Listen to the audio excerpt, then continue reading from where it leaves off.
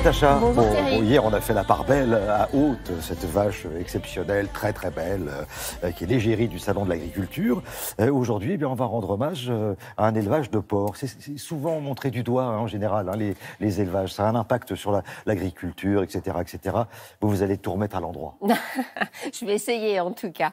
Écoutez, effectivement, les élevages de porcs sont montrés souvent du doigt pour leur impact sur la pollution de l'environnement. La Bretagne, c'est la première région de production de porc. 70% des porcs sont produits dans le Grand Ouest et 60% c'est directement sur cette région de Bretagne. Donc l'impact sur l'environnement, il est très fort.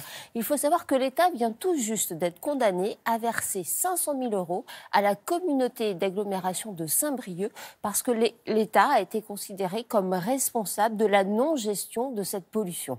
Alors, il faut dire que la baie de Saint-Brieuc, c'est quand même un endroit qui est particulièrement impacté de par l'ensemble des élevages qui sont aux alentours, mais aussi de par la configuration de cette baie de Saint-Brieuc où il y a peut-être moins de brassage d'eau que dans d'autres endroits en France, d'où cette accumulation de ces déchets qui émanent directement des élevages de porcs. On parle de pollution au nitrite, au nitrate.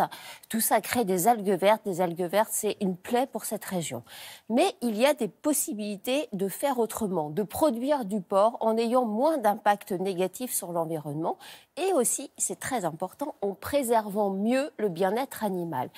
J'ai rencontré à l'occasion de ce salon de l'agriculture, en amont du salon, 2 éleveurs qui ont choisi 2 modes d'élevage très peu répandus, mais beaucoup plus respectueux sur l'ensemble de ces points. Un éleveur qui fait de l'élevage de porc sur paille et un autre, c'est une jeune éleveuse qui, elle, a décidé de faire du porc en plein air. Je vous propose de découvrir ce mode de travail qui, quand même, présente un certain nombre d'intérêts.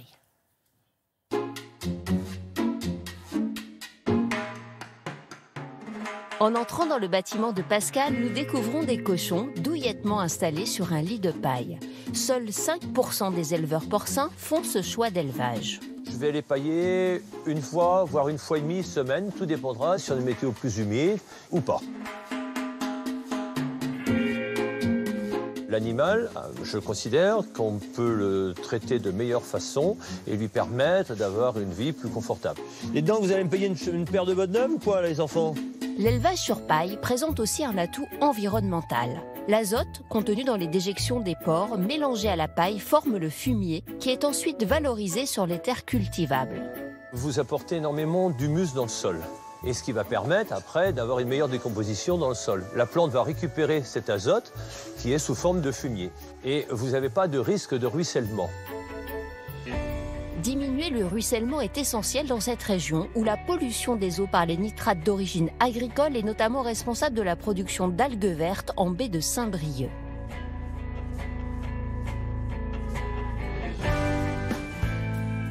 À quelques kilomètres de là, Clarisse, quant à elle, a fait le choix d'un élevage en plein air. Ici, il y a 3 cochons, ils ont à peu près 5 mois, donc il faut à peu près 50-60 kilos, ce qui en industriel est à 4 mois et demi. Déjà, ils sont partis, ils font 90 kilos. Donc c'est une race qui pousse beaucoup plus lentement. Donc il y a du corse là, le petit noir, ce qui fait que le cochon est très rustique. Ça, c'est du duroc et ça, c'est du piétrin. Ils sont toute l'année dehors. Je les élève jusqu'à 8 mois ici. Donc ils ont 11 à 12 mois quand ils partent. Et ils peuvent rentrer et sortir dans la cabane qui est paillée. Pour 3 ou 4 cochons, il y a à peu près 300 mètres carrés. C'est moins polluant aussi qu'en conventionnel. Parce que d'une, on ne stocke pas le lisier, on n'a pas besoin de tracteur pour aller ressortir le lisier, etc. Donc déjà, une empreinte carbone un petit peu moins forte. Autrement, ça réengraisse le terrain. Et moi, derrière, je peux recultiver, par exemple, des courges ou des choses comme ça, pendant que le terrain se repose une fois qu'il est libéré par les cochons. Vu qu'ils sont en plein air et qu'ils vivent dehors tout le temps, ils sont beaucoup plus musclés. Et la viande qui est beaucoup plus ferme et qui se tient bien dans l'assiette. Et au niveau du goût, ça n'a rien à voir aussi. Je commercialise toute la viande en direct et par colis. La viande est conditionnée sous vide. On le valorise beaucoup plus cher qu'en industriel. On a le plaisir d'avoir les cochons en plein air, donc déjà ça fait un bien fou à l'éleveur. Les cochons, eux, sont heureux. Et autrement, pour moi, c'était pas possible d'élever autrement les cochons. Voilà, un petit salut à nos amis qui nous regardent dans les Côtes d'Armor. Et le Salon de l'Agriculture, c'est jusqu'au 4 mars à la porte de Versailles. À tout à l'heure, À tout Natacha. à l'heure.